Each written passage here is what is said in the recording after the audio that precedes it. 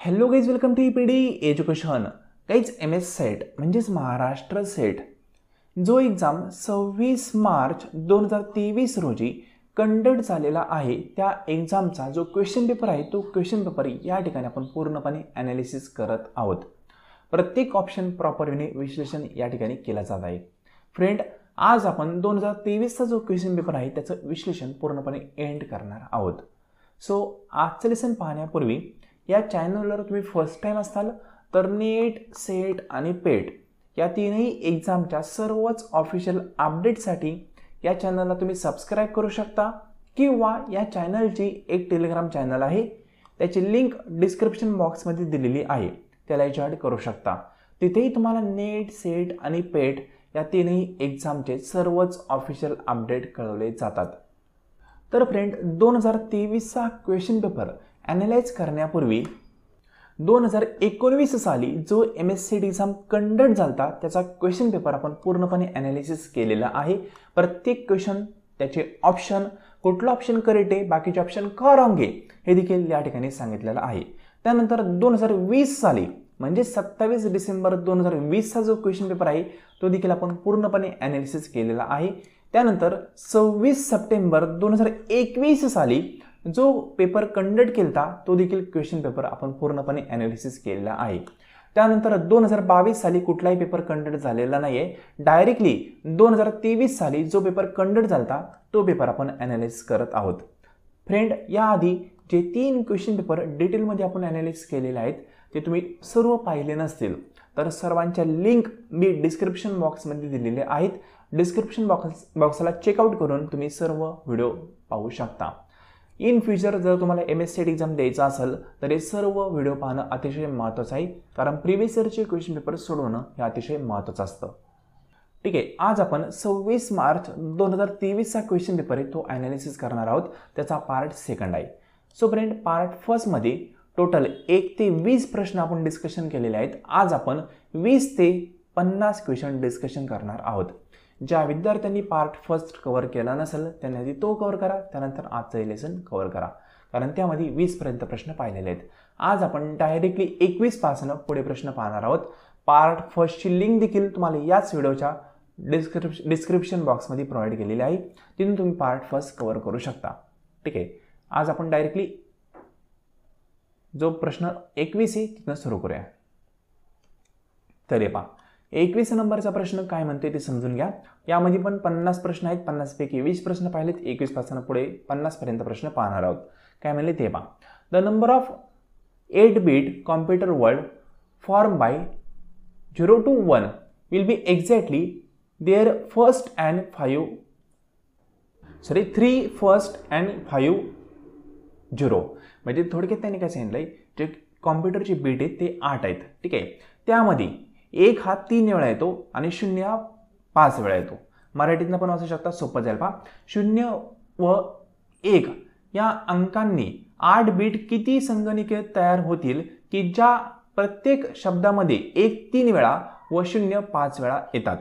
म्हणजे तुम्हाला असे 8 बीट बनवायचे की त्या प्रत्येकमध्ये 1 3 वेळा आला पाहिजे, 0 5 वेळा आला पाहिजे. जसं की फॉर एक्झाम्पल 1 1 1 1 किती वेळा आला? 3 वेळा आला. 0 1 2 3 4 5 0 किती वेळा आला? 5 वेळा आला. हे पहा, 1 3 वेळा घेतला आपण, 0 5 वेळा घेतला, बरोबर ना. म्हणजे टोटल जर पाहिले तर किती झाले? टोटल झाले 8. म्हणजे 1 हे 3 येतं आणि 0 हे 5 येतं, टोटल 8 बीट झाले. मग यांची वेगवेगळ्या प्रकारे अशी किती वेळा रचना होऊ शकते ते विचारलंय. म्हणजे 1 काय वेळेस इकडे लिहिला, 0 इथं लिहिला. ठीक आहे, असं किती वेळा चेंजेस होऊ शकतात ते तुम्हाला विचारलंय. तर सिम्पल याचं कॅल्क्युलेशन असतं, अवघड असं काहीच नाही आहे.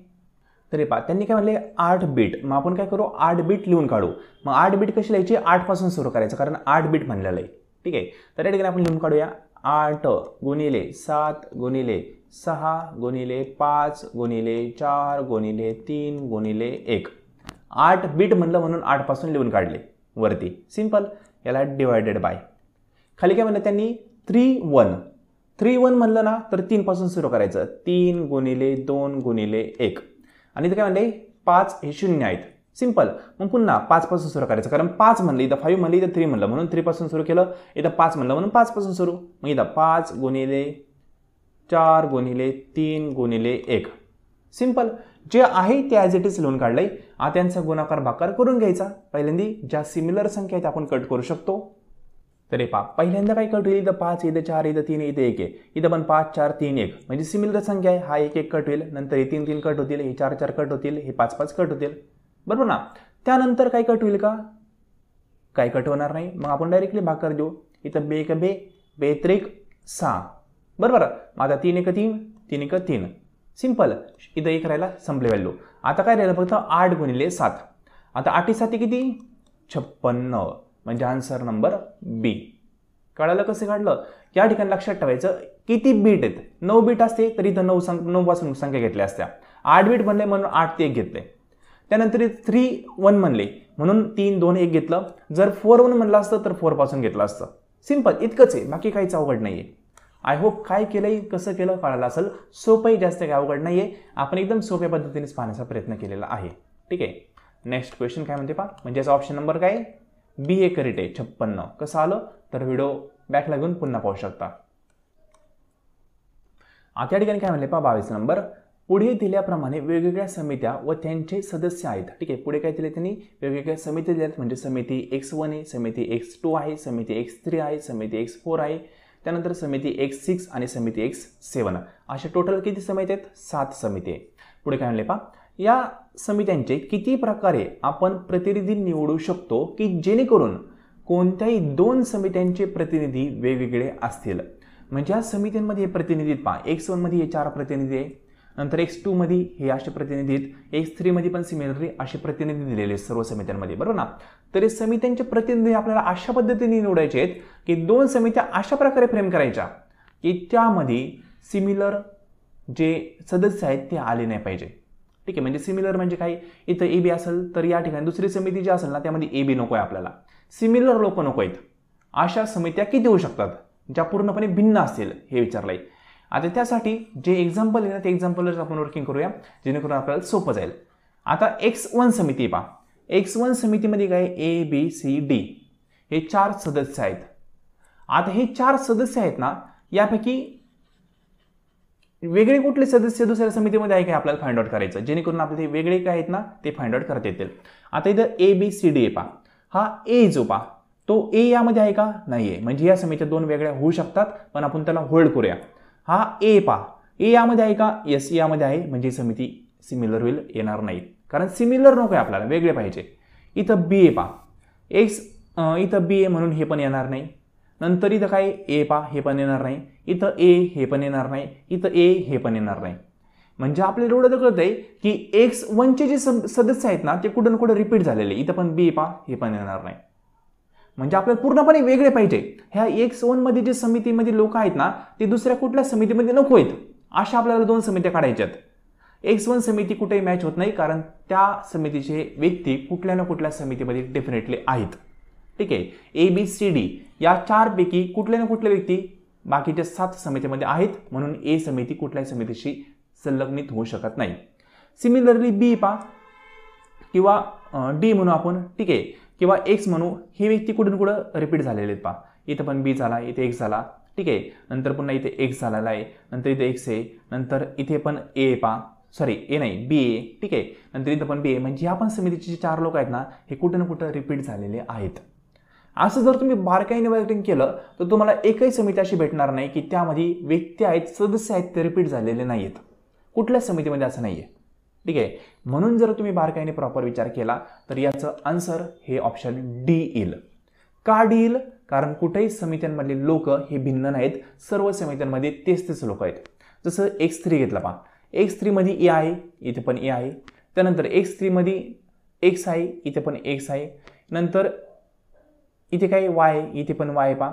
त्यानंतर इथं X आहे, इथे पण X आहे.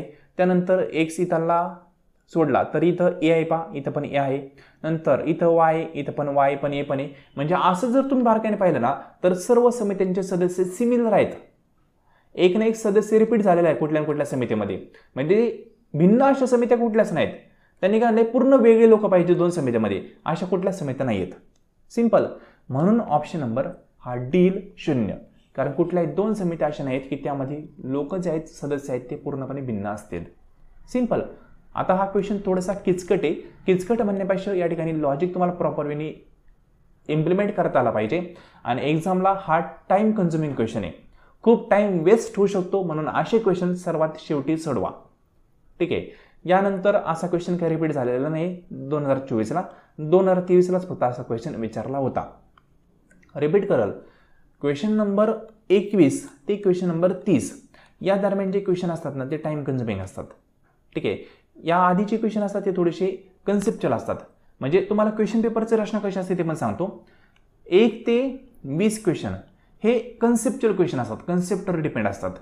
त्यानंतर 21 ते 30 क्वेश्चन हे मॅथमॅटिक आणि लॉजिकलवर क्वेश्चन असतात, ज्या ठिकाणी तुम्हाला टाइम खूप वेस्ट होऊ शकतो. ठीक आहे. आणि यानंतरचे म्हणजे 30 पासून किंवा 31 पासून पुढचे जे क्वेश्चन आहेत ना ते स्टॅटिक पोर्शनवर असतात, म्हणजे मेमरी बेस असतात. ठीक आहे. काही स्टॅटिक पोर्शन असतो, इयर वगैरे असतात, ते तुम्हाला विचारलेले असतात, ते तुम्हाला प्रॉपर वेने सांगायचे असतात. सिंपल. म्हणजे क्वेश्चन पेपरची रचना काय केलेली त्यांनी थोडीशी वेगळ्या पद्धतीने केलेली आहे. जे सोपे क्वेश्चन आहे ते शेवटी दिलेले आहेत, जे टाइम कन्झ्युमिंग क्वेश्चन आहे ते मध्येच दिलेले आहेत, जेणेकरून तुमचा टाइम वेस्ट होऊ शकतो. आणि जे कन्सेप्च्युअल क्वेश्चन आहे की तुम्हाला असं वाटेल की आपल्याला काहीच येत नाहीये ते स्टार्टिंगला दिलेले आहेत. सिंपल. अशा प्रकारे क्वेश्चन पेपरची रचना असते. कुठलाही क्वेश्चन पेपर पहा MS सेटचा त्याची रचना अशीच आहे. ठीक आहे. या क्वेश्चनचं कन्क्लुजन सांगाल, अशी कुठलीही समिती नाही की त्यामध्ये हे सदस्य रिपीट झालेले नाहीत. सर्व समित्यांमध्ये कुठं ना कुठं एक ना एक सदस्य रिपीट झालेला आहे, म्हणून ऑप्शन डी हा करेक्ट आहे. त्यानंतर 23 नंबरचा क्वेश्चन. आता हा पण क्वेश्चन पहा तुम्ही थोडंसं बारकाईने, की या ठिकाणी तुम्हाला लॉजिक लावायचं आहे प्रॉपर वेने, क्वेश्चन समजून घ्यायचं आहे, नंतर आन्सर काढायचं आहे. म्हणजे प्रश्न काय आहे हे पहिलं समजलं पाहिजे, ते समजलं तर आन्सर काढू ना. म्हणून या ठिकाणी प्रश्न समजून घेण्यासाठी तुम्हाला 2-3 मिनिटं लागू शकतात, म्हणून असे क्वेश्चन थोडेसे स्किप करा आणि जो क्वेश्चन पेपर आहे तो क्वेश्चन पेपर पूर्णपणे सोडवल्यानंतर अशा क्वेश्चनवर फोकस करा. लगेचच फोकस करायचा नाही, वेळ तुमचा या ठिकाणी जाणार. तुम्हाला आन्सर येत असेल, आल्यासारखं वाटेल, पण आन्सर येण्यासाठी वेळ लागतो. तर काय म्हणले ते पहा. एका आयताकृती व्यवस्थेत 4 रांगांमध्ये व्यक्ती उभ्या आहेत, प्रत्येक रांगेत 4 व्यक्ती आहेत. ठीक आहे. म्हणजे एक आयत आहे, त्यामध्ये 4 रांगा आहेत, प्रत्येक रांगेत 4 व्यक्ती आहेत. पुढे काय म्हणले, जर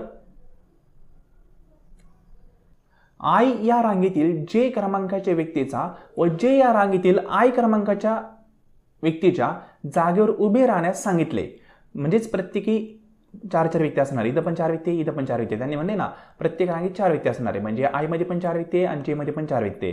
तर किती व्यक्तींनी आपले मूळ स्थान बदललेले असेल. म्हणजे तुम्हाला काय करायचंय, रांगा आहेत ना त्या रांगा रिप्लेस करायला सांगायचं, आणि रांगा रिप्लेस करत असताना किती व्यक्ती आपलं मूळ स्थान बदलतील हे तुम्हाला विचारलंय. ठीक आहे. आता मूळ स्थान बदललं हे आपल्याला पाहण्यासाठी आपल्याला काय करावं लागेल, पहिल्यांदा रांगा काढाव्या लागतील. त्यांनी काय सांगितले, प्रत्येक रांगेत 4 व्यक्ती आहेत. आता आपण 4 रांगा काढू. किती 4 रांगा आहेत पहा, 4 रांगा आणि प्रत्येक रांगेत 4 व्यक्ती असं म्हणले ना. मग आपण रांगा काढू, 1 2 3 आणि 4, बरोबर ना. असे 4 व्यक्ती झाले आणि 4 रांगा अशा काढायच्या. मग पुन्हा 1 2 3 4, पुन्हा 1 2 3 4, पुन्हा 1 2 3 4, 4 लाईन काढल्या आणि प्रत्येक रांगेत 4 व्यक्ती काढले. आता एक लाईन जी आहे ती कसली असणार आहे, Jची असणार आहे, आणि एक लाईन Iची असणार आहे. मग आता आपण या ठिकाणी असं अझ्युम करू, या वरच्या लाईन आहेत ना ह्या Jच्या आहेत. ही पहिली J1, ही J2, ही J3 आणि J4 अशा लाईन आहेत. ह्या ज्या आहेत ह्या Iच्या लाईन आपण कन्सिडर करू. ही I1, नंतर I2, नंतर I3, नंतर I4 अशा लाईन झाल्या. सिंपल. आता त्यांनी काय म्हणलंय, ह्या जर लाईन चेंज केल्या एकमेकांशी तर किती व्यक्ती हे एकमेकांना बदलतील, चेंज करतील ते विचारलंय. आता बारकाईने तुम्ही पाहिलं तर ठीक आहे. तर या ठिकाणी हे जर आहेत ना, हे या व्यक्तींना आपण कन्सिडर केलं तर सेंटर पॉईंट म्हणून आपण कन्सिडर करू शकतो. आता चेंज करायचं म्हणलं तर आपण काही चेंज करू शकतो. हा जो 2 आहे, सपोज एक मिनिट, हे पहा, हा जो 2 आहे, ठीक आहे, या 2ला म्हणू शकतो तू 1च्या जागेवर जा, आणि 1ला म्हणू शकतो तू 2च्या जागेवर जा. ठीक आहे. म्हणजे याला इकडे पाठवायचं आणि याला इकडे पाठवायचं, असं चेंज होऊ शकतं. पुन्हा हा जो 3 आहे, या 3ला म्हणू शकतो या 1च्या जागेवर जा, आणि 1ला म्हणू शकतो 3च्या जागेवर जा. पुन्हा हा 3 आहे, या 3ला म्हणू शकतो 2च्या जागेवर जा, आणि 2ला म्हणून आपण 3च्या जागेवर जा. म्हणजे बा पोझिशन चेंज होत नाहीये. हा 2 इथंच आहे, हा पण, म्हणजे हे दोघं पोझिशनला सेम आहेत. हे जे पोझिशन यांची सेम आहे, यांची पोझिशन सेम आहे. नंतर ह्या 4 आहे, याची पण सगळ्यात कोपरा आहे, याचा पण सगळ्यात कोपरा आहे, पोझिशन सेम आहे. पहा याची पण इथं 4 आहे, इथं 2 आहे, पोझिशन सेम आहे. इथं 4 आहे, इथं 3 आहे, पोझिशन सेम आहे, पण हे जे मधले लोक आहेत ना हे यांना कुठेच जाण्यासाठी जागा नाही, कारण यांच्या पोझिशनची दुसरी पोझिशन सेम नाही कोणाचीच. ठीक आहे, कारण त्यांनी काय म्हणलं ओरिजिन पोझिशन म्हणजे त्यांचे मूळ स्थान आहे ना ते बदललं ना पाहिजे. इथं हा 2 कुठून होता, 1 नंबरला होता, हा पण 1 नंबरला इथं आला पहा इकडून, बरोबर ना, इकडून 1 नंबरला आला, हा इकडून 1 नंबरला आहे, हा 3 इथे पण 1 नंबरला होता, हा 1 नंबरलाच होता 1. हे दोघं एकमेकाला चेंज झाले 1 आणि 3, त्यांची पोझिशन चेंज होत नाही.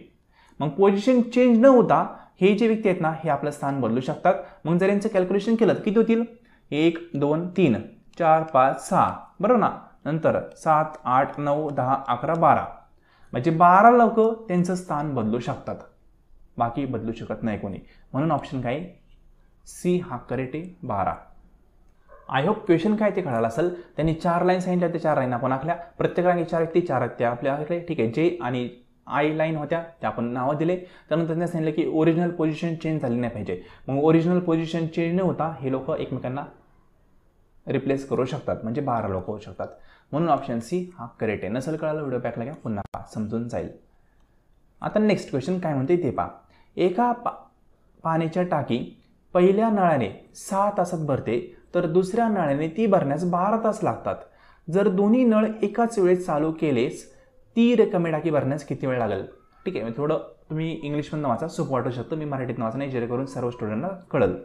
तर एक पाण्याची टाकी आपण असं कन्सिडर करू. ठीक आहे, ती पाण्याची टाकी भरण्यासाठी पहिला जो नळ आहे तो वापरला तर 6 तासच लागत आहेत इथं म्हणले पहा.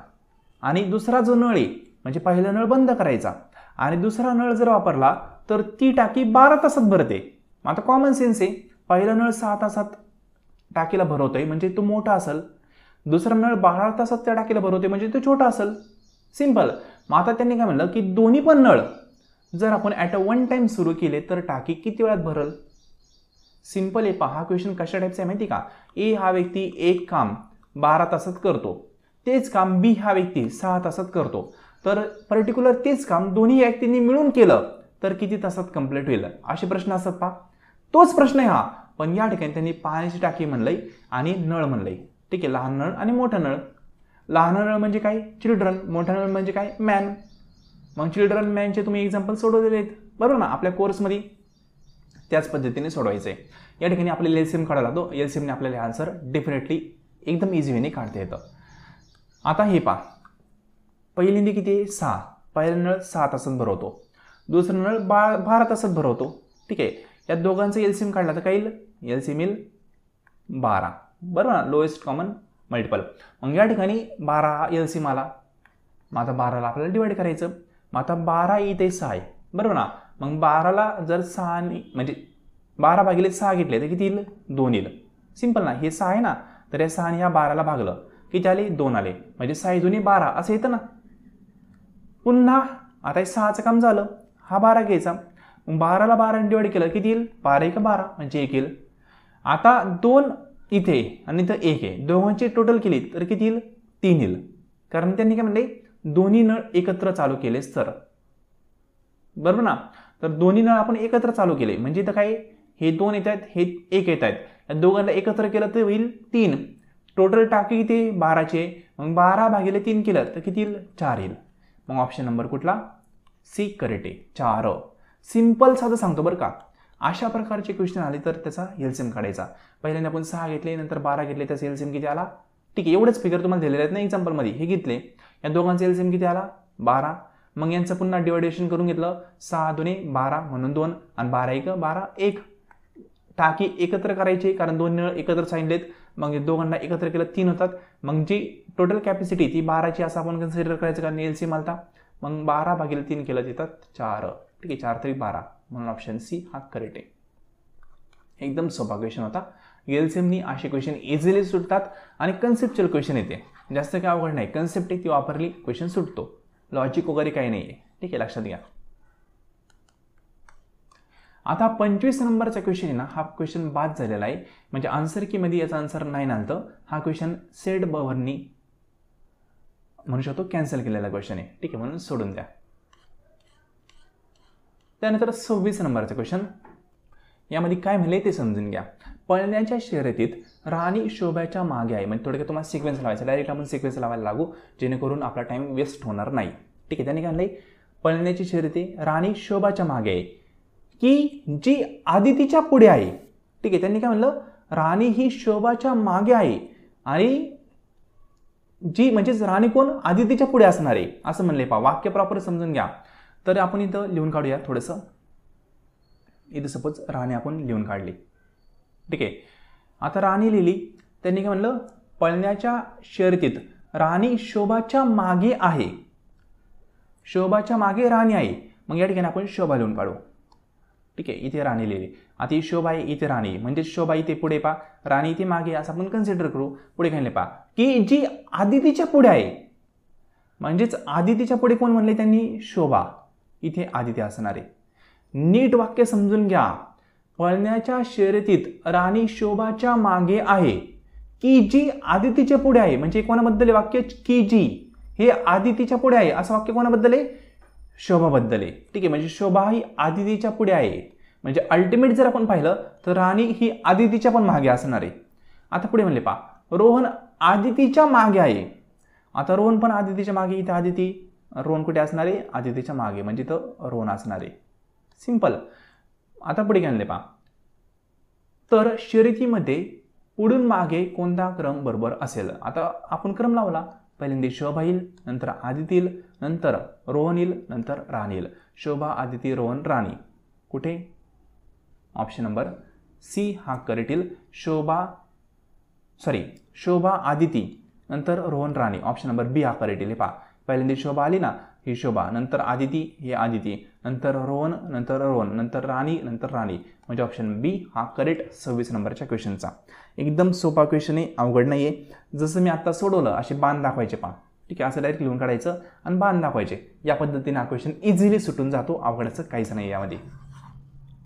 आता या ठिकाणी आज बेसिक क्वेश्चन आहे, तुम्हाला सिक्वेन्स अरेंज करायचा आहे. ठीक आहे, तर या ठिकाणी खिडकी, भिंत, फरची, पाया, छत, खोली यांचा सिक्वेन्स अरेंज करायचा प्रॉपर वेने.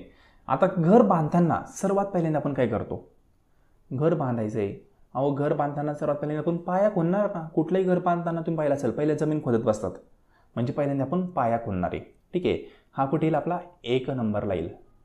4 हा 1 नंबरला येईल, बरोबर ना. मग आपण याला सिक्वेन्समध्ये लिहू टाकू. डायरेक्ट आपण 4 लिहू. सिंपल. पाया खोदल्यानंतर पायाच्या बेसवर तुम्ही काय मानणार, पायावर भिंती मानणार, बरोबर ना. मग 2 नंबर येईल.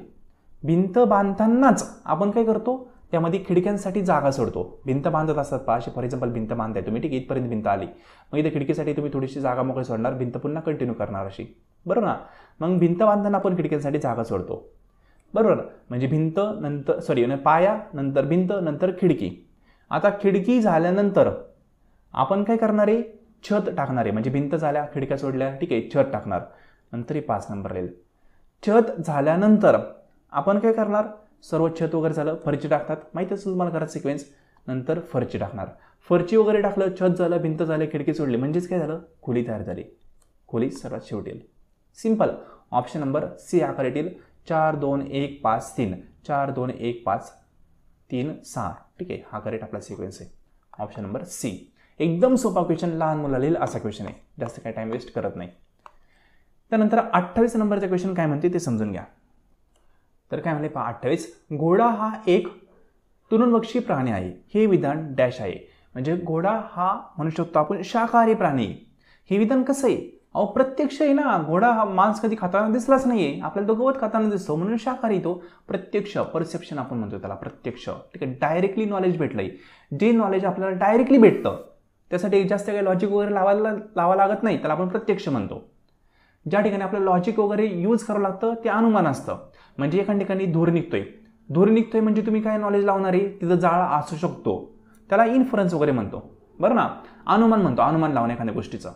तुम्ही घराच्या बाहेर निघले, खूप जास्त वल्ल तुम्हाला दिसलं, सर्वत्र रोड वगैरे वल्ला दिसला, तुम्ही काय अनुमान लावणार आहे की पाऊस पडून गेला असेल. डायरेक्ट तुम्हाला नॉलेज भेटत नाही, तुम्ही अनुमान लावताय, त्याला अनुमान असं म्हणतो आपण, इन्फरन्स असं म्हणतो. आणि प्रत्यक्ष म्हणजे काय, एखादी गोष्ट पाहून आपण म्हणलो की पोपट कसा असतो, तुम्ही म्हणता हिरवागार असतो, हिरवा कलर असतो, डायरेक्टली नॉलेज भेटतं, बरोबर ना. त्याला आपण परसेप्शन किंवा प्रत्यक्ष असं म्हणतो. घोडा हा एक शाकाहारी प्राणी आहे, डायरेक्ट नॉलेज आहे, काही आपल्याला डोकं लावायचं नाहीये, प्रत्यक्ष नॉलेज आहे. ऑप्शन ए हा करेक्ट आहे. त्यानंतर 29 नंबरचा क्वेश्चन काय म्हणले ते पहा, मराठीत वाचतो जेणेकरून सर्वांना समजेल. खाली दिलेल्या विधानावर आधारित कोणते निष्कर्ष उचित आहेत. म्हणजे स्टेटमेंट फर्स्ट, स्टेटमेंट सेकंड दिले, त्याच्या बेसवर कुठलं स्टेटमेंट किंवा कन्क्लुजन करतील हे आपल्याला पाहिजे. पहिलं म्हणले पहा, काही प्राणी बुद्धिवान आहेत. सेकंड विधान काय म्हणते, माकडे बुद्धिवान प्राणी आहेत. निष्कर्ष काय काढले पहा, सर्व माकडे बुद्धिमान आहेत. आणि दुसरा निष्कर्ष काय, घोडा बुद्धिवान आहेत. आता बुद्धिवान घोड्याचा काय संबंध आहे का, घोड्याबद्दल स्टेटमेंटच दिलेलं नाही आहे, म्हणून घोड्याचा काय संबंध येणार नाही. पहिलं स्टेटमेंट आणि दुसरं स्टेटमेंट जर तुम्ही बारकाईने पाहिलं तर कन्क्लुजन सेकंड हे दोन्ही स्टेटमेंटमध्ये प्रॉपरली मॅच होणार नाही. घोड्याबद्दल बोललं आहे, ठीक आहे, माकडाबद्दल बोललं, ठीक आहे, आम्ही ऐकून घेऊ. कारण का या ठिकाणी माकड जे आहे त्याबद्दल बोललं आहे पहा, ठीक आहे, मंकीबद्दल, पण इथे डायरेक्ट घोडा म्हणलं आहे. घोड्याचा काय संबंध आहे, सोडून द्या. कन्क्लुजन सेकंड हे करेक्ट नसणार आहे आपल्याला कळालं. मग कन्क्लुजन फर्स्ट करेक्ट आहे का आपल्याला हे पाहिजे. आता फक्त इथे काय आहे, सम ॲनिमल आर इंटेलिजन्स, आणि नंतर काय इंटेलिजन्स ॲनिमल आर मंकी. आता बेसिक कॉमन सेन्सने तुम्हाला सांगितलं पहा, ऑलचं सेंटेन्स हे सममध्ये कन्व्हर्जन होऊ शकतं. हे कसलं आहे, समचं आहे, हे कसलं आहे, ऑलचं आहे, दोघं एकमेकांना फॉलो करतात, ठीक आहे. क्लासिकल स्क्वेअर ऑफ अपोजिशननुसार हे डायग्राम सुटती. त्या संदर्भात मी 3 लेक्चर आपल्या कोर्समध्ये प्रोव्हाइड केलेले आहेत, ते प्रॉपरली पाहून जा. या ठिकाणी फक्त statement first, sorry conclusion first आपलं करेक्ट येईल. यांनी काय म्हणलं आहे, कुठलं कन्क्लुजन करेक्ट असणार आहे हे तुम्हाला विचारलं आहे, ठीक आहे. तर आपण बारकाईने पाहिलं तर सम ॲनिमल आर इंटेलिजन्स आणि इंटेलिजन्स ॲनिमल आर मंकी, ठीक आहे, आज त्यांनी वाक्य म्हणलं आहे. मग त्याच्या बेसवर काय, ऑल मंकी आर इंटेलिजन्स, हे वाक्य करेक्ट येईल, ठीक आहे. इथं इंटेलिजन्स ॲनिमल आर मंकी म्हणले ना, आणि इथं समचं वाक्य आहे, सम आणि ऑल एकमेकांना फॉलो करतात. तुम्हाला माहिती आहे, ऑप्शन फर्स्ट आपला करेक्ट येईल, क्लासिकल स्क्वेअर ऑफ अपोजिशन त्या डायग्रामनुसार, ठीक आहे. 29 नंबरचे क्वेश्चनचं ऑप्शन फर्स्ट करेक्ट आहे. तुम्ही व्हेन डायग्रामचा वापर करून पण हे क्वेश्चन सोडवू शकता, पण त्यापेक्षाही कन्सेप्च्युअली तुम्हाला सोडवायचं असेल तर क्लासिकल स्क्वेअर ऑफ अपोजिशन हा त्याचा बेस्ट वे आहे, ठीक आहे. आता व्हेन डायग्राम मार्फत कसं सोडायचं, फॉर एक्झाम्पल इथे काय म्हणलंय, सम ॲनिमल आर इंटेलिजन्स, ठीक आहे, म्हणजे हे इंटेलिजन्स आहे, त्यातले सम ॲनिमल हे इंटेलिजन्स असणार आहे, ठीक आहे. असं पुढे काय पहा, इंटेलिजन्स ॲनिमल आर मंकी. मग आता इंटेलिजन्सचा पार्ट कोणता आहे, ठीक आहे, हाय. मग इंटेलिजन्स ॲनिमल कशा असणार आहे, इथे ॲनिमल आहे पहा, बरोबर ना, आणि इंटेलिजन्स आहे. मग intelligence are monkey, intelligence animal are monkey म्हणजे पाय मंकी ऑल इन ना, हा भाग ऑलचा येईल, म्हणून ऑप्शन ए हा करेक्ट आहे. हे थोडंसं म्हणू शकतो कन्सेप्च्युअल क्वेश्चन आहे, त्याची चांगली प्रॅक्टिस त्याला समजेल. ऑप्शन ए हा करेक्ट. त्यानंतर 30 नंबरचा क्वेश्चन काय म्हणतोय ते समजून घ्या. खालीलपैकी कोणती आकृती 3 संकल्पनांमधील संबंध बरोबर दर्शवेल. इथे काय म्हणले, लघु उद्योजक, विवाहित आणि स्त्री, ठीक आहे, यांचा संबंध तुम्हाला दाखवायचा आहे. हे एकमेकात येईल का, असं कधी आहे पॉसिबल, जे एंटरप्रेन्युअर आहेत तेच मॅरिड असणार आहे, तेच वुमन असणार आहे, असं काही शक्य आहे का, नाही, म्हणून हे सोडून द्या. इथं काय म्हणले त्यांनी, फॉर एक्झाम्पल हे एंटरप्रेन्युअर आपण मानले, इथं आपण मॅरिड मानलं आणि इथं आपण वुमेन मानले, ठीक आहे. तर मॅरिड कधी वुमेन नसणार आहे का, असं काही आहे का, नाही, यांचा पण संबंध येणार नाही. हे पहा, म्हणजे कन्सेप्ट काय समजून घ्यायची तुम्हाला, हे तिन्ही असू शकतात, म्हणजे मॅरिड हे एंटरप्रेन्युअर असू शकतात, वुमेन पण असू शकतात, वुमेन हे मॅरिड असू शकतात, ते एंटरप्रेन्युअर पण असू शकतात, ठीक आहे. किंवा एंटरप्रेन्युअर हे मॅरिड असू शकतात आणि तेच वुमेन पण असू शकतात, बरोबर ना, म्हणजे तिन्ही असू शकतात असा अर्थ आहे. तिघं पण तिन्ही रोल निभावू शकतात असा अर्थ आहे याचा. म्हणजेच काय, तिन्ही सर्कल एकमेकांत ॲड झालेले पाहिजे. इथं पहा, इथं यांना आपण एंटरप्रेन्युअर मानू, यांना आपण वुमेन मानू, यांना आपण मॅरिड मानू, ठीक आहे. इथं एंटरप्रेन्युअर काही मॅरिड असणार आहे, काही वुमेन असणार आहे, काही वुमेन एंटरप्रेन्युअर असू शकतात, काही एंटरप्रेन्युअर मॅरिड असू शकतात, म्हणजे तिघंही एकमेकांशी लिंक असणार आहे असा अर्थ निघतो. सिंपल ना, म्हणजे ऑप्शन नंबर आपला सी करेक्ट येईल. या ठिकाणी फक्त इतकं समजून घ्यायचं, हे तिन्ही गोष्टी एकमेकांसोबत असू शकतात का, म्हणजे स्त्रिया विवाहित असू शकतात का, असू शकतात, बरं ना. विवाहित लोक जे आहेत ते उद्योजक असू शकतात का, लघु उद्योजक असू शकतात. मग आपल्याला एवढं कळतंय की तीनही शब्दांचा एकमेकांशी संबंध असणार आहे, ठीक आहे, आणि तीनही लोकांचा एकमेकांशी संबंध असेल तर ऑप्शन नंबर सी हा करेक्ट येतोय. आपल्याला माहिती आहे, कारण व्हेन डायग्राम अशीच आपण सोडवत नाही, त्याचे पण 12 महत्त्वाचे रूल्स आहेत. ते रूल तुम्ही प्रॉपरली समजून घेतले तर व्हेन डायग्राम कशी येऊन द्या तुम्हाला आन्सर काढता येतं. त्या रूलपैकी हा एक रूल आहे, त्यानुसार आपल्याला आन्सर जमलाय. हे सर्व मी आपल्या कोर्समध्ये प्रॉपर वेने डिस्कशन केलेलं आहे. आपला कोर्स तुम्हाला जॉईन करायचा असेल तर 90 11 36 20 82 या नंबरवर मेसेज करून तुम्ही कोर्सबद्दल माहिती पाहू शकता. ठीक आहे. व्हॉट्सअपला मेसेज करा, कोर्सबद्दल पूर्ण माहिती प्रोव्हाइड केली जाईल. पेपर फर्स्टचा डिटेलमध्ये आपण कोर्स प्रोव्हाइड करत आहोत. त्यामध्ये व्हेन डायग्राम असेल, लॉजिकल रिझनिंग असेल, मॅथमॅटिकल असेल, DI असेल, या सर्वचबद्दल लेक्चर प्रोव्हाइड केले जातात. म्हणजे पेपर फर्स्टचे जे काही 10 युनिट आहेत ना, हे सर्व 10 युनिट डिटेलमध्ये त्या कोर्समध्ये आपण करून घेतलेत विथ रिव्हिजन, विथ MCQज practice. In short, course join केला तर ऑदर कुठलाही स्टडी करण्याची गरज पडणार नाही. सिंपल. इन्फॉर्मेशन हवी असेल तर या नंबरला मेसेज करून इन्फॉर्मेशन मिळवू शकता. आता नेक्स्ट आहे 31 आणि 32 नंबरचे क्वेश्चन काय म्हणते ते समजून घ्या. 31 आणि 32 DI आहे, म्हणजे डाटा इंटरप्रिटेशन आहे. लक्षात घ्या, MSCT एक्झामला 5 क्वेश्चनचा DI, नेट सारखा येत नाही. नेट एक्झामला कसा 5 क्वेश्चन असतात, एक DI असतो, तसं सेटला नसतं. सेटला 2 क्वेश्चनचा एक सेपरेट DI, एका क्वेश्चनचा एक सेपरेट DI आणि त्यानंतर पुन्हा 2 क्वेश्चनचा आणखी एक DI, असे टोटल 5 क्वेश्चन ते कव्हर करतात डाटा इंटरप्रिटेशनचे. ठीक आहे. हा 2 क्वेश्चनचा DI पहा, आपण सोडूया.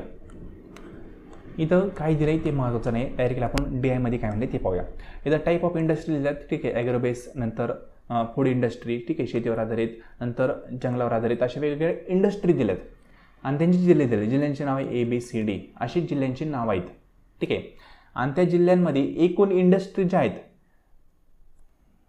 तर टोटल एकूण इंडस्ट्री किती आहेत त्यांची संख्या पण दिलेली. लक्षात घ्या, शेतीवर आधारित इंडस्ट्रीज विचारलं तरी A जिल्ह्यामध्ये 90 आहे. ठीक आहे. नंतर जंगलावर आधारित इंडस्ट्रीज विचारलं तर D मध्ये किती येतं, 30. अशा प्रकारे तुम्हाला फिगर पाहिजेत. हे नंबर ऑफ इंडस्ट्रीज आहेत सर्व. सिंपल. आता याच्या बेसवर आपण क्वेश्चन सोडूया. क्वेश्चन नंबर 31 काय म्हणतोय ते पहा. मराठीत नसून जेणेकरून सर्वांना कळेल. जिल्हा A आणि B मधील कोणत्या प्रकारच्या कंपन्यांचे संख्येमधील फरक जास्तीत जास्त आहे. आता कंपन्या कोणत्या कोणत्या आहेत पहा. इंजिनिअरिंग, नंतर शेतीवर आधारित, नंतर रासायनिक, नंतर वस्त्र उद्योग. या कंपन्यांबद्दल म्हणले. सर्वच कंपन्यांबद्दल आपल्याला कॅल्क्युलेशन करायची गरज आहे का, नाही आहे. त्यांनी काय म्हणले पहिल्यांदी शेतीवर आधारित. ठीक आहे. शेतीवर आधारितला आपण क्लिक करू, जेणेकरून आपल्याला फक्त त्याचंच कॅल्क्युलेशन करावं लागेल. सर्वांचंच अननेसेसरी कॅल्क्युलेशन करण्याची गरज नाही आहे. त्याने डाटा भरपूर दिलेला आहे. शेतीवरचं आपल्याला कॅल्क्युलेशन करायचं, नंतर इंजिनिअरिंगवरचं करायचं. ठीक आहे. इंजिनिअरिंग कुठे, हां इंजिनिअरिंग इथे. त्यानंतर काय म्हणले त्याने ऑप्शनमध्ये रासायनिक आणि वस्त्र उद्योग यांचं पण पाहायचं आहे. ठीक आहे. आता रासायनिक इथे आणि वस्त्र उद्योग इथे. मग पशुचं आपल्याला काही कॅल्क्युलेशन करण्याची गरज नाही. जंगलावर आधारितचं पण कॅल्क्युलेशन करण्याची गरज नाही आहे. ठीक आहे. फक्त या 4चं आपल्याला कॅल्क्युलेशन करायचं. आणि काय करायचं त्यांनी काय म्हणले हे पहा, E आणि B म्हणले. तर E कुठे, इथे E आहे. B कुठे, इथे आहे. यामधील सर्वात जास्त फरक कोणाचा आहे आपल्याला काढायचं. सर्वात पहिले शेतीवर आधारित आपण घेऊया. ठीक आहे. आता शेतीवर आधारित जर आपण Eचं घेतलं तर Eचं किती आहे, 165 आणि Bचं किती आहे, 86. आता 165 मायनस 86 जर केले, त्यांनी पहिल्यांदा E घेतलाय बरं का, नंतर B घेतलाय. तुम्ही म्हणताल मायनसमध्ये फिगर येते, तसं नाही आहे. पहिल्यांदा Eची संख्या घ्यायची, म्हणजे Eचं घ्यायची 165, त्यानंतर Bची घ्यायची 86. अशा पद्धतीने कॅल्क्युलेशन येईल. कारण E आणि B असं म्हणले त्यांनी, म्हणून आपण E आधी कन्सिडर करणार. 165 मायनस 86 केले तर किती येतील, फॉर एक्झाम्पल 79. त्यानंतर वस्त्र उद्योगचं काढायचं ना, तर वस्त्र उद्योगमध्ये टोटल किती आहे, 132. 132 मायनस 92 केले तर किती येईल, 40 येईल. त्यानंतर रासायनिक किती टोटल, 154. 154 मायनस 86 जर केले तर किती येईल, 64. आणि इंजिनिअरिंगचे 166 इथे येतं, नंतर 76 इथे येत. आपण काय करतोय, E मायनस B करतोय, फक्त इतकंच करतोय. 166 मायनस 76 जर केले तर किती येईल, 90 येईल. आता सर्वात जास्त फरक कुठे आहे ते आपल्याला काढायला लावले. इथं किती आहे, 79, इथं 40, इथं 64, इथं 90. सर्वात जास्त इंजिनिअरिंगमध्ये फरक आहे. म्हणून ऑप्शन नंबर काय आपलं इंजिनिअरिंग, म्हणजेच ऑप्शन नंबर A हे करेक्ट येईल. सिंपल क्वेश्चन आहे, आवड असं काय आहे का, काहीच नाही आहे. ठीक आहे. 31 नंबरच्या क्वेश्चनचं ऑप्शन A हे करेक्ट का, तर त्याचा गॅप हा 90चा आला आहे, सर्वात जास्त आलेला आहे. सिंपल. त्यानंतर 32 नंबरच्या क्वेश्चन काय म्हणते ते समजून घ्या. B जिल्ह्यामधील शेतीवर आधारित कंपन्यांची शेकडेवारी किती. आता B जिल्हा फक्त आपल्याला पाहायचा, त्यावर टोटल ज्या इंडस्ट्री आहेत त्या पाहायच्या, त्याच्या आधारावर फक्त शेतीवर आधारित किती ते आपल्याला काढायचं. आता B जिल्हा हा B आहे. Bची टोटल किती आहेत, 500. बरं ना. Bचे टोटल 500 आहेत.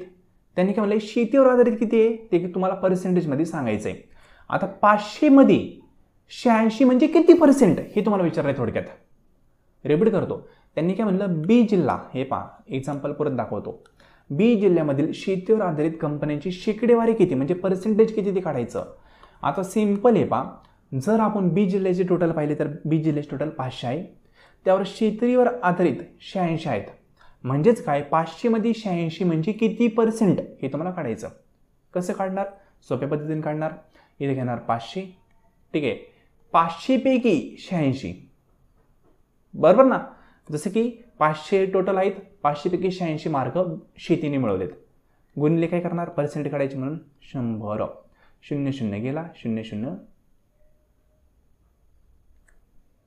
इकडचं पण गेला, बरोबर ना. मग राहिले किती, 5. आता सिंपल भाग देऊ. 5 1 5, 5 1 5, किती उरले 3. नंतर 5 7 35, बरं ना. 5 6 30 आणि 5 7 35, म्हणजे इथं 35 नंतर 36 होते ना, मग आला पॉईंट 1 उरला ना.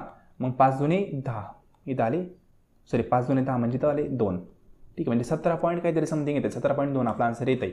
एक्झॅक्ट काढण्याची गरज नाही, कारण हे पहा 17.2 आपल्याला कळते की 17 पॉईंटच काहीतरी येत आहे. म्हणजे 86 हे शेतीवर आधारित आहे. टोटल बी जिल्ह्याचे 500 आहेत, गुणिले काय गेले 100. 100 का गेले तर पर्सेंटेज आहे सर्वांचे, म्हणून पर्सेंटेज काढायचे.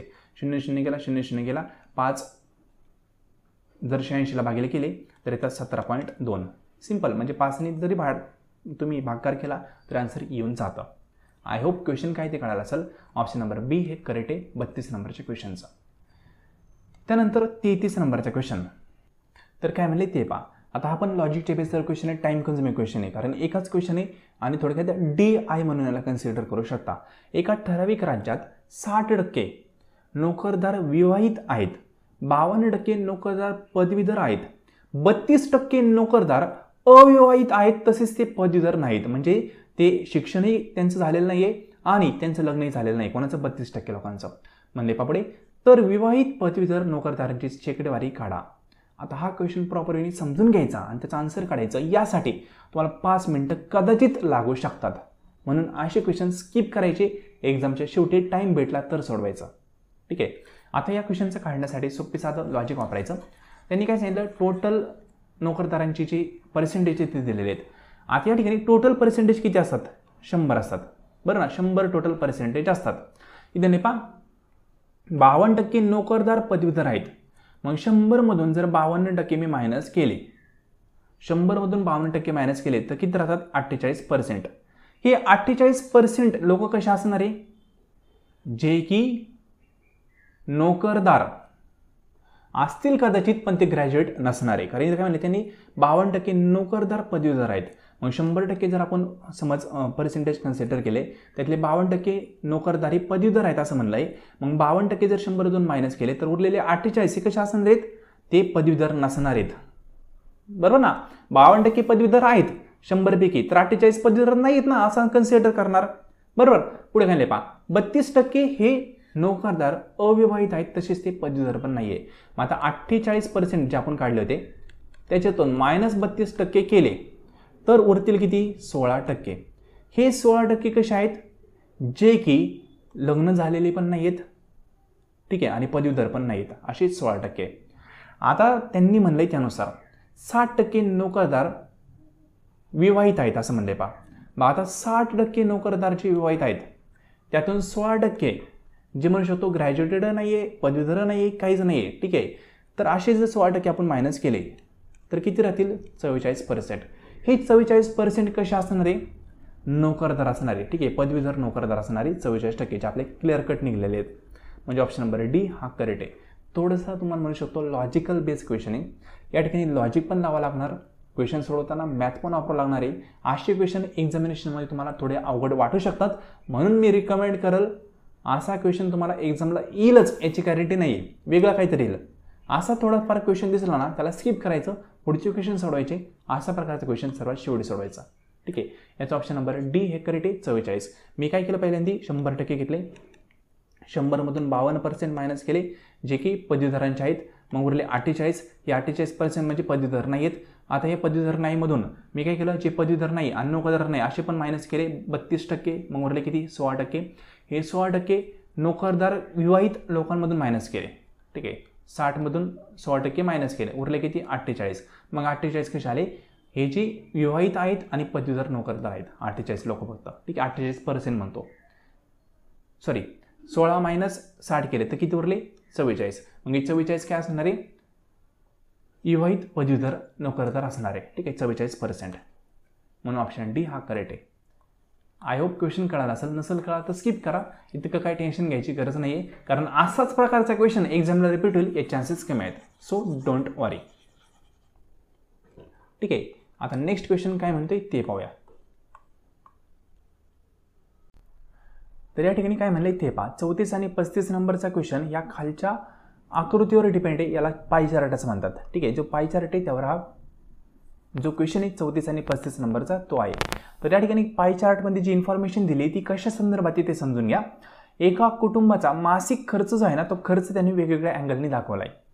या ठिकाणी फर्स्ट स्टेप हा फूडवर किती खर्च झालेला आहे, 108 डिग्रीचा कोन झालेला आहे, 108 अंश खर्च फूडवर आहे. त्यानंतर क्लोथिंग म्हणजेच काही कपडे, त्यावर 63 अंश इतका खर्च झाला आहे. हाऊस रेंटवर 72, त्यानंतर फ्युलवर 27 आणि ऑदरचं काही त्यांनी दिलेलं नाही, ऑदरचं एक्स दिलं आहे. मग ऑदरचा खर्च किती हे आपण काढू शकतो का नाही, काढू शकतो, कारण पाय चार्ट कितीचा असतो 360 अंशचा असतो टोटल. हे जे टोटल सर्कल आहे हे 360चं असतं, हे आपल्या सर्वांना माहिती आहे, बरोबर ना.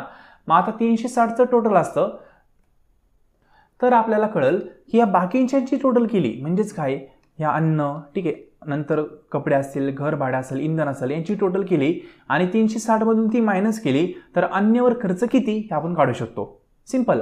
म्हणजे या ठिकाणी आपल्याला टोटल करावं लागेल 108 अंश प्लस 63 प्लस 72 प्लस 27, ठीक आहे. या सर्वांची टोटल केली ती 270. मग 270 मायनस 360 जर आपण केले तर किती येईल 90. म्हणजे या ठिकाणी अन्य खर्च किती असणार आहे 90 अंशचा. सिंपल. आता हे आपण काढलं, त्याच्या बेसवर आता जे क्वेश्चन आहेत ते क्वेश्चन आपण सोडवायचा प्रयत्न करूया. सिंपल, एकदम अवघड असं काहीच नाही आहे. आतापर्यंत आपण क्वेश्चन पेपर सोडवण्याचा प्रयत्न केला आहे, आपल्याला कुठलाही क्वेश्चन अवघड वाटलेला नाही. 2-3 क्वेश्चन सोडले तर. पहिला क्वेश्चन काय म्हणते पहा, अन्य या विभागाशी संबंधित कोन किती अंशांचा आहे ते काढा. आत्ताच काढलं पहा, अन्य या विभागाशी संबंधित जो कोन आहे तो 90 अंशांचा आहे. हे पहा 90. सिंपल ना. म्हणजे पाय चार्ट जो आहे ना तो 360चा असतो. 360 कसे असतात, असं आणि या असं, बरोबर. हे 90चा असतं, हे 90चा असतो, हा 90चा असतो आणि हा 90चा असतो. टोटल होतं 360 असा पाय चार्ट असतो. मग या ठिकाणी हे पहा बरोबर इतकं चटकूर भाग राहिलेला याचा, तो 90चा असणार आहे. कॉमन सेन्सने पण आपल्याला कळतंय. सिंपल. आणि आपण कॅल्क्युलेशन पण केलंय, 270 मायनस 360 तर 90च येतात. म्हणजे अन्य गोष्टींवर जो खर्च आहे तो 90 अंशचा आहे, ठीक आहे, म्हणजेच डिग्री. मग या ठिकाणी ऑप्शन नंबर बी आपला करेक्ट येईल. सिंपल आहे, आपण आधीच काढलं होतं. त्यानंतर 35 नंबरचा क्वेश्चन, अन्न या विभागावरील खर्चाची एकूण शिकडेवाडी किती येईल. आता या ठिकाणी त्यांनी काय केलंय, फूड, ठीक आहे, या फूडवर किती % खर्च केला आहे ते आपल्याला काढायचं आहे. एक रिपीट करेल, त्यांनी जे या ठिकाणी खर्च दिलेले आहेत ते कसे आहेत अंशमध्ये आहेत. तुम्हाला % किती येईल ते विचारलं आहे. आता सिंपल साधी जर ट्रिक सांगायचं झालं तर बेसिक गोष्टीने पण तुम्ही फूडवरचा खर्च किती ते काढू शकता. या ठिकाणी किती दिलेले आहेत 108 अंश आणि टोटल डायग्रामची व्हॅल्यू किती असते 360 अंश, बरोबर ना. टोटल सर्वांची मिळून, कारण इथे 90 आहेत ना, मग सर्वांची मिळूनचं व्हॅल्यू काढली किती येईल 360. आता 108 आहे, हे किती पैकी येतं 360 पैकी 108 आहे फूडवर, बरोबर ना. 360 म्हणजे टोटल आहे, त्यापैकी फूडवर 108 आहे. मग 360 पैकी 108 फूडवर आहे, ते आपण लिहिलं. आणि त्यांनी काय म्हणले पर्सेंटेजमध्ये व्हॅल्यू काढा, म्हणून आपण गुणिले करणार 100. सिंपल. आता या ठिकाणी 0 आपण कट करू, 0 हा गेला, हा एक गेला. मग आता 36 एक 36 आणि 36 त्रिक 108, बरोबर. मग या ठिकाणी 3 गुणिले 10 किती झाले 30. आता 30% आपले यायला पाहिजे. आन्सर आहे का ऑप्शन, येस, ऑप्शन नंबर बी हा करेक्ट, 30%. आय होप कसं काढलं ते कळालं असेल. एकदम सोप्या वेळेने काढण्याचा प्रयत्न केलेला आहे, या ठिकाणी अवघडचं काहीच नाही. त्यांनी काय विचारलं, हे जे अंश आहे याचं पर्सेंटेजमध्ये कन्व्हर्जन करून सांगा. मग आपल्याला माहिती आहे 360चं टोटल हा पाय चार्ट असतो, त्यापैकी 108 हे फूडवर आहेत. मग 108 पुढे घेणार आपण वरती, किती पैकी येतं 360 पैकी, म्हणून ते खाली, आणि पर्सेंटेज काढायचं म्हणून गुणिले 100. मग यांचा गुणाकार भागाकार केला तर 30% येऊन जातात. कसा केला तर इथं केलेला आहे, तुम्ही पाहू शकता. सिंपल. मग या ठिकाणी 35 नंबरच्या क्वेश्चनचं ऑप्शन नंबर बी म्हणजे 30% इज अ राईट आन्सर. त्यानंतर 36 नंबरचा क्वेश्चन या ठिकाणी म्हणलं HTMLचा फुल फॉर्म काय असेल. HTMLचा फुल फॉर्म आहे हायपरटेक्स्ट मार्कअप लँग्वेज. ठीक आहे, ऑप्शन नंबर सी हा करेक्ट आहे 36 नंबरच्या क्वेश्चनचा. त्यानंतर 37 नंबरचा क्वेश्चन काय म्हणते ते पहा. भारतात सर्वसामान्य जनतेसाठी इंटरनेटची सुविधा डॅश या वर्षी सुरू करण्यात आली. सर्वसामान्यांसाठी इंटरनेट जे सुरू झालं भारतामध्ये ते 1995 साली सुरू झालं. या आन्सर कीनुसार ऑप्शन नंबर ए हा करेक्ट आहे. ठीक आहे, 37 नंबरच्या क्वेश्चनचं ऑप्शन ए हे करेक्ट. त्यानंतर 38 नंबरचा क्वेश्चन स्मार्टफोनवर प्रादेशिक भाषेतील मजकूर लिहिण्यासाठी पुढीलपैकी कोणती गोष्ट सर्वात उपयोगी ठरते. म्हणजे स्मार्टफोन जे आहेत अँड्रॉइड फोन त्यामध्ये तुम्हाला तुमच्या लोकल भाषेमध्ये जर एखादा लेख लिहायचा असेल मेसेज करायचं असेल तर ते लिहिता यावं त्यासाठी कुठली गोष्ट उपयुक्त ठरते ते तुम्हाला विचारलं आहे. तर यासाठी युनिकोड हा उपयुक्त ठरतो. ऑप्शन नंबर काय सी हा करेक्ट आहे युनिकोड. सिंपल क्वेश्चन आहे. म्हणजे अँड्रॉइड फोन असतात त्या ठिकाणी तुम्ही मराठी गुजराती कन्नड कुठलीही भाषा वापरू शकता लिहू शकता त्या भाषेनुसार चॅटिंग करू शकता तर ते युनिकोडमुळे पॉसिबल असतं. त्यानंतर 39 नंबरचं क्वेश्चन काय म्हणतोय ते पहा. पुढीलपैकी कोणते डिजिटल पेमेंट ॲप गुगलशी संबंधित आहे. आता गुगलशी संबंधित कुठले डिजिटल पेमेंट ॲप आहे ते विचारलंय तर याचं आन्सर आहे ना हे आन्सर कीमध्ये नाही आलं कारण एकही नाही आहे. हे तेच आहे याचं नाव गुगल पे झालेलं आता. ठीक आहे, गुगल पे तुम्ही वापरता ना GP म्हणतो आपण त्याला जी पे किंवा गुगल पे जे म्हणतो त्याचं पूर्वीचं नाव तेज होतं पण याचं नाव चेंज केलेलं आहे आता गुगल पे. म्हणून हा क्वेश्चन बाद झाला. त्यांनी तेज ऑप्शन दिलं होतं ओल्ड कडून तरी पुस्तकातून विचारलं आणि हा क्वेश्चन टाकला. ठीक आहे, पण क्वेश्चन चुकीचा आहे कारण हे अपडेटेड गोष्टीनुसार त्याचं गुगल पे नाव आहे म्हणून हा क्वेश्चन ड्रॉ झाला. ज्या विद्यार्थ्यांनी हा क्वेश्चन अटेम्प्ट केला असेल त्या विद्यार्थ्यांना याचे मार्क फ्रीमध्ये भेटले असतील. सिंपल. तर 39 नंबरच्या क्वेश्चनचं ऑप्शन नंबर कुठलाही करेक्ट नाही सर्व ऑप्शन रॉंग आहेत. त्यानंतर 40 नंबरचा क्वेश्चन काय म्हणते ते समजून घ्या. पुढीलपैकी कोणता उच्च शिक्षण ई संदर्भ साहित्याचा समुच्चय कॉन्सोर्टियम डिजिटल पुढाकार योजनेशी संबंधित आहे. तर ई रिसोर्सेस संदर्भात जो इनिशिएटिव्ह आहे ना तो ई शोध सिंधू आहे. ठीक आहे, ऑप्शन नंबर बी याचा करेक्ट आहे. ठीक आहे, हायर एज्युकेशनशी म्हणले त्यांनी हायर एज्युकेशननुसार जो ई रिसोर्सेससाठी जो संघ आहे ठीक आहे तो ई शोध सिंधू आहे. त्यानंतर 41 नंबरचा question Q2 protocol is for म्हणजे Q2 प्रोटोकॉल हा कशाशी संबंधित आहे ते विचारलंय. तर तुम्हाला सांगितलं होतं Q2 प्रोटोकॉल म्हणलं तर क्लायमेट चेंज लक्षात ठेवायचं. ऑप्शन नंबर डी हा करेक्ट आहे ग्लोबल क्लायमेट चेंज. त्यानंतर 42 नंबरचा क्वेश्चन काय म्हणते ते समजून घ्या. Which one of the following natural system in use for hot water for domestic purpose. म्हणजेच काही घरगुती कारणांसाठी आपण पाणी गरम करतो सोलरचा वापर करून ती सिस्टीम कुठली असते ते विचारलंय. त्याला आपण काय म्हणतो सोलर थर्मल असं म्हणतो सौर आंशिक. ठीक आहे, ऑप्शन नंबर ए हा करेक्ट आहे. सोलर सिस्टीम असते ना पाणी गरम करायची त्याचं नाव येते. त्यानंतर क्वेश्चन नंबर 43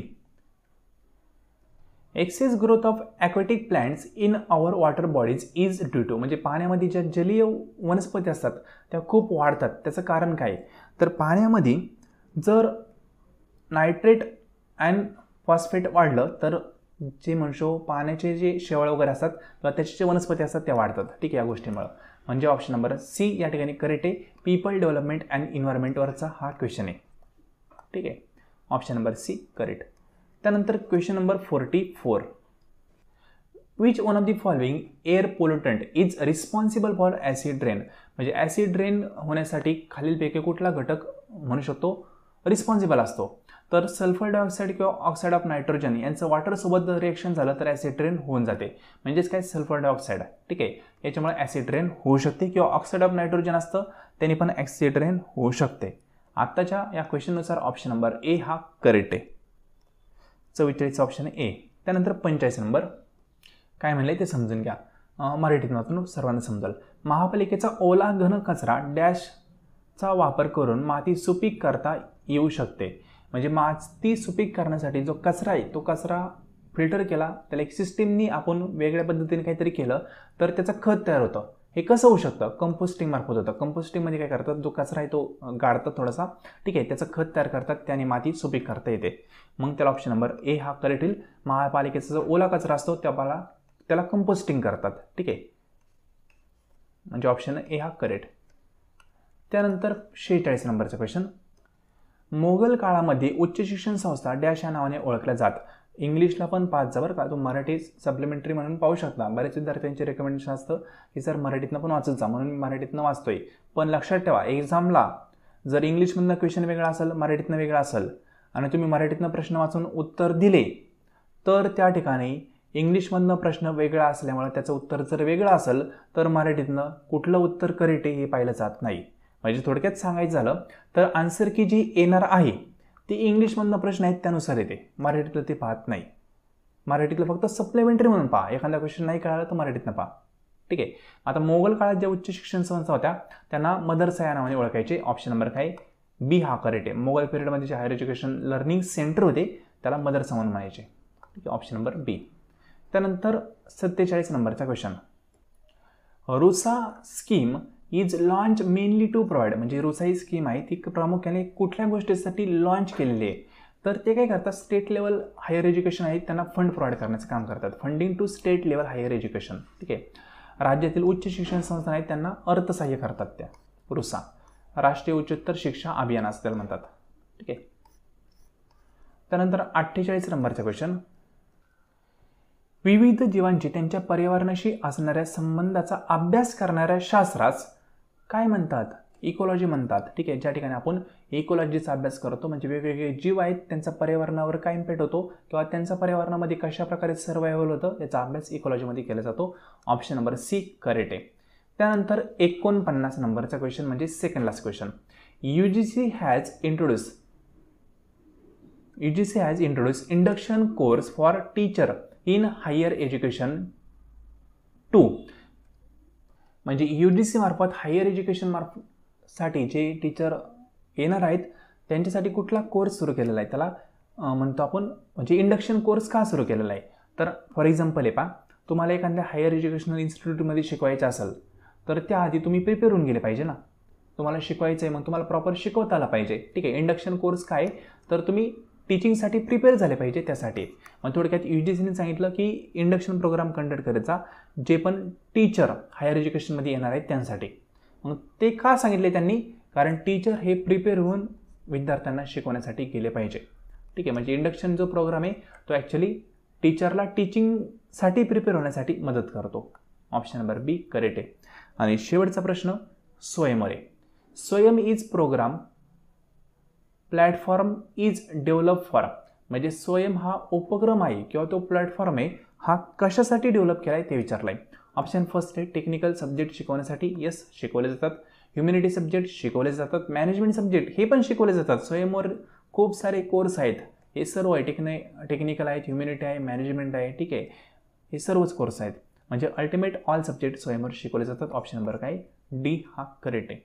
स्वयंवर एक्झामला क्वेश्चन येतोच, महत्त्वाचा पॉईंट आहे. प्रॉपर वेने सर्व गोष्टी त्या संदर्भात वाचून जा. जर तुम्ही कोर्स जॉईन करायचा असेल किंवा त्यामध्ये तुम्ही केला असेल तर स्वयंवरचा जो पॉईंट आहे तो प्रॉपर वेने लर्न करून जा. ज्या विद्यार्थ्यांना कोर्सबद्दल माहिती हवी त्यांनी 90 11 36 20 82 यावर मेसेज करा. तुम्हाला कोर्सबद्दल पूर्ण माहिती प्रोव्हाइड केली जाईल, ठीक आहे. तर सो फ्रेंड, आज आपण 50 क्वेश्चनचा जो सेट एक्झामचा पेपर होता 2023चा तो पूर्णपणे एक्सप्लेन केलेला आहे. आय होप तुम्हाला कळालं असेल. आजचं लेसन तुम्ही संपूर्ण पाहिले त्याबद्दल थँक्यू सो मच.